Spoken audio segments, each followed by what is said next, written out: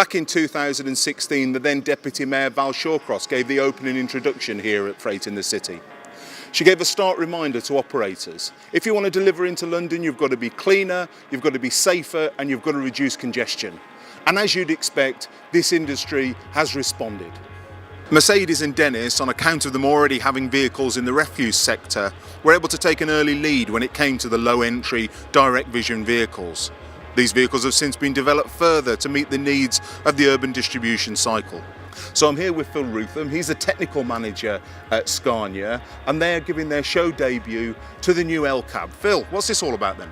Well, the L-Cab represents a 5-star direct vision rated vehicle. We've developed the window in the door, we've developed more safety features around the vehicle to really enhance direct vision and try and react to what London's demanding nowadays.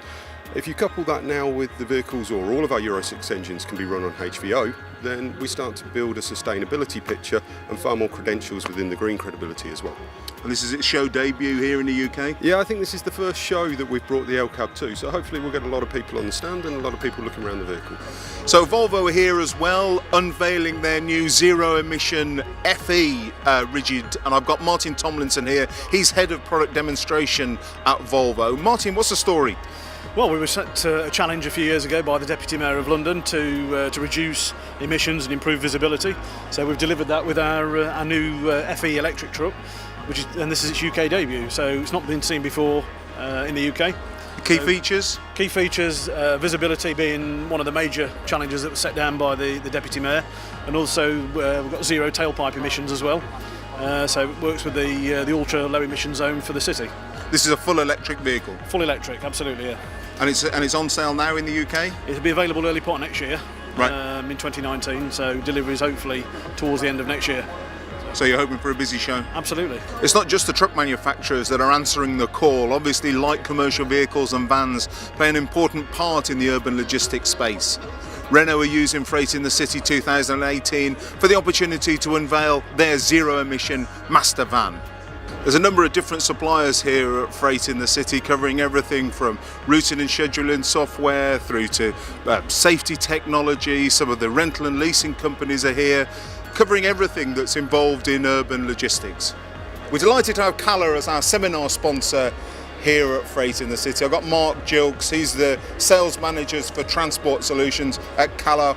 Mark, things are really kicking off, I understand. This is it's a good place to be, isn't it? It certainly is at this point in time, yes. We're developing LNG refuelling solutions across the UK.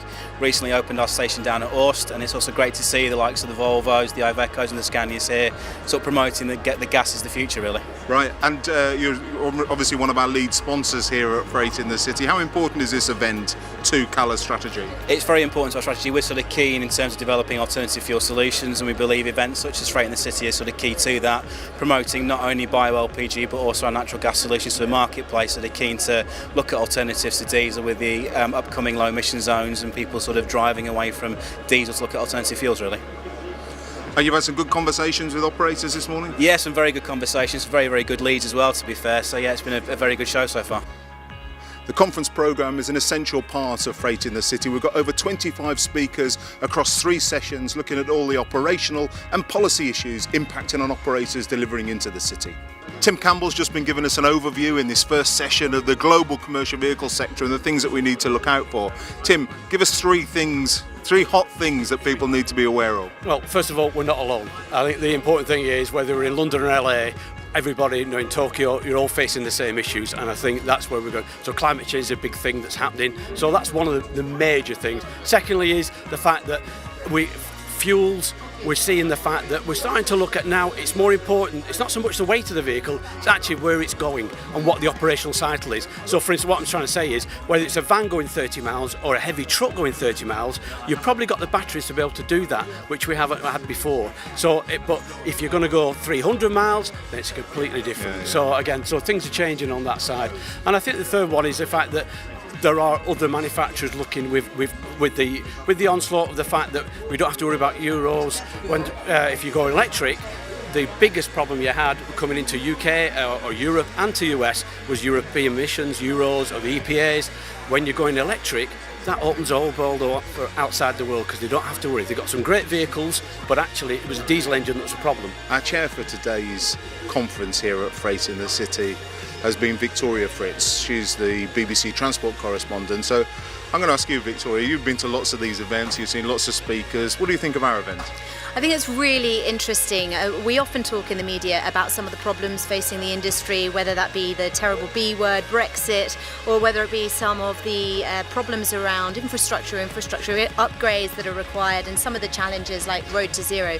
What I think has been fascinating today is hearing some of the solutions, hearing from people, right from people who are using alternative fuels, alternative vehicles, all the way through to some of the big key players like DPD and John Lewis, for example, just finding out what they're doing, how they are looking at these challenges, what they are developing, and some of the partnerships that they're currently developing. So it's been really interesting to see that actually change is already happening, it's already there, and investment is definitely already coming forward.